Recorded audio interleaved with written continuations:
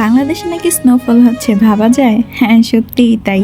সাথে জাপানের চেরি ফুল দেখতে চলে আসুন 100 ফিট সাঁতারকুলে অবস্থিত ওয়ান্ডারল্যান্ড অ্যামিউজমেন্ট পার্কে। পার্কটিতে কিভাবে যাবেন, কত টাকা খরচ পড়বে, সবকিছু থাকছে আজকের এই ভিডিওতে। হ্যালো এভরিওয়ান, আসসালামু আলাইকুম। This is me Muskan and welcome back to our new video. আজকে আমি, খালামণি আর কিউটি পাই তিনজন একসাথে চলে আসছি আপনাদের সাথে ভিডিও শেয়ার করার জন্য।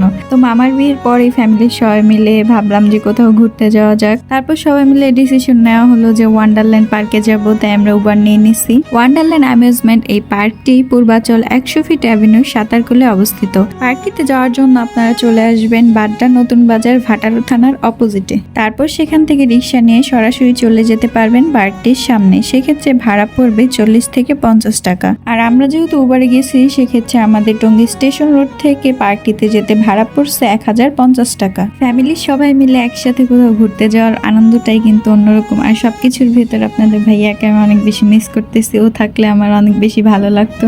দেখেন কিউটি পাই কি কিউট করে আমাকে দেখতেছে, আমি তার ভিডিও নিতেছি। কেউ মাশাআল্লাহ বলতে ভুলবেন না কিন্তু। এই তো কথা বলতে বলতে আমরা চলে আসছি ওয়ান্ডারল্যান্ড অ্যামিউজমেন্ট পার্কের সামনে। পার্কের এই পাশটাতে ছিল টিকিট কাউন্টার, আর টিকিটের মূল্য ছিল জনপ্রতি 100 টাকা করে। তবে 3 বছরের নিচে শিশুদের জন্য ভিতরে প্রবেশ মূল্য একদম ফ্রি। এই তো মামা চলে গেছে টিকিট কাটতে, আর ফ্যামিলির সবাই এখানে দাঁড়িয়ে আছে। এই তো এখন আমাদের টিকিট কাটা শেষ, এখন আমরা ভিতরে যাব। পার্কটির ভিতরে প্রবেশ করতে পেয়ে যাবেন সুন্দর একটি ঝর্ণা, যেটি আর্টিফিশিয়াল গাছ দিয়ে আরো বেশি সুন্দর করে সাজানো। আর্টিফিশিয়াল ফ্লাওয়ার দিয়ে পার্কটি খুবই সুন্দরভাবে সাজানো। আর এই পাশটাতে ছিল কিডস জোন, যেখানে বাচ্চারা এসে খুবই এনজয় করতে পারবে। তারপর আমরা কিডস জোনের ভিতরে ঢুকলাম, আর এখানে অনেক ধরনের গেমস ছিল, যেগুলো কিন্তু ফ্রিতে খেলা যাবে না, অবশ্যই টিকিট কাটতে হবে। এখানে টিকিট কাউন্টারও ছিল। আর এই কিউট ট্যাডি গেমসটা খেলার জন্য কয়েন কিনতে হবে, যে কয়েনের প্রতি পিসের মূল্য 50 টাকা করে। আমরা অবশ্য কোনো গেমসই খেলি নাই। কিডস জোনের পাশেই ছিল বাম্পার কার, জঙ্গল কার, যেগুলো টিকিট মূল্য ছিল 100 টাকা করে।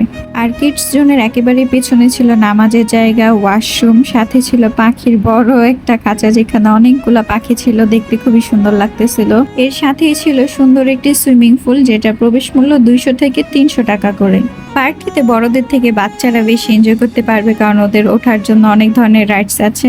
দেখেন রাস্তাটি কত সুন্দর, দুই পাশে সবুজ গাছপালা, মাঝখানে একটি ঝর্ণা, দেখতে খুবই সুন্দর লাগতেছে। হাঁটতে হাঁটতে সবাই কাহিল হয়ে গেছে, তাই এখানে বসে একটু রেস্ট নিতেছে। আর আমাদের পাশের ঢঙ্গি দেখেন ক্যামেরার সামনে কি ঢং করতেছে। তারপর আমরা আবার হাঁটা শুরু করলাম পার্কটি পুরো ঘুরে দেখার জন্য। আর এইদিকে ওরা এসে প্লেনে উঠে পড়ছে, এটা দিয়ে ওরা আমেরিকা চলে যাবে। আর এই প্লেনে ওঠার টিকিট ছিল 50 টাকা করে। এই যে দেখেন লেক পারে বসে কাপলরা প্রেম করতেছে। লেকের কাজ এখনো পুরোপুরি শেষ হয়নি, কাজ চলতেছে এখনো। তারপর আমরা হাঁটতে হাঁটতে একদম জাপান চলে আসছি চেরি ফুল দেখার জন্য। আসলে এখানে ফুলের গাছগুলো আর্টিফিশিয়াল, যার কারণে দেখতে অনেক বেশি সুন্দর। আর এখানে একটা রেস্টুরেন্টও আছে, যেটার নাম পানিপাত রেস্টুরেন্ট। আমরা রেস্টুরেন্টের ভিতরে ঢুকি নাই।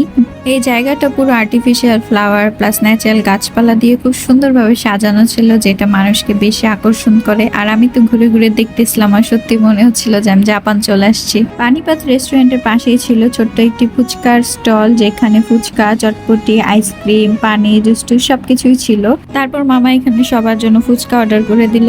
আর এইদিকে আব্বু আর কিউটি পাই দুজন খেলা করতেছিল। আর কিউটি পাই দেখেন কি ভদ্র মেয়ের মতো শুয়ে আছে। আর কিছুক্ষণ পরে আমাদের ফুচকা চলে আসছে। আর ফুচকার মূল্য ছিল প্রতি প্লেট 70 টাকা করে, যেটা বাইরের তুলনায় অনেক বেশি। ফুচকাটা দেখে মনে হচ্ছিল যে অনেক মজা হবে, বাট আমার এক্সপ্রেশন দেখে কেউ ভাববেন না যে অনেক মজা ছিল। একদমই বাজে ছিল ফুচকাটা। আপনারা চেষ্টা করবেন ভিতর যে কিছু না খাওয়ার জন্য, কারণ ভিতরে অনেক বেশি দাম, বাট টেস্ট একদমই ভালো না। তারপর আমরা খাওয়া দাওয়া শেষ করে চলে আসছি পানিপাত রেস্টুরেন্টের সামনে। ঠিক সন্ধ্যা 7টায় স্নোফল হবে, তাই পার্কের সবাই এখানে এসে ভিড় করতেছে, ওয়েট করতেছে কখন স্নোফল শুরু হবে। আর পানিপাত রেস্টুরেন্টের এই পাশটাতে ছিল লাইভ বারবিকিউ এর ব্যবস্থা। এর পাশেই ছিল কফি, জুস, স্ন্যাক্স খাওয়ার জন্য ছোট্ট একটি দোকান, যেটা খুবই সুন্দরভাবে সাজানো গোছানো ছিল। এই তো 7টা বেজে গেছে, আর সবার অপেক্ষার অবসান শেষ, স্নোফল শুরু হয়ে গেছে। আসলে পার্কটি সবচেয়ে আকর্ষণীয় জায়গা হচ্ছে এইটাই, চেরি ফুল সাথে স্নোফল। কারণ এটা আগে কোথাও কোনো পার্কে ছিল না বাংলাদেশে। এই প্রথম ওয়ান্ডারল্যান্ড অ্যামিউজমেন্ট পার্কে আসলেই বিদেশের একটা ফিল নেওয়া সম্ভব। সবাই তো অনেক বেশি এনজয় করতেছিল স্নোফলটাকে। আসলে সত্যি মনে হচ্ছিল যে বরফ পড়তেছে।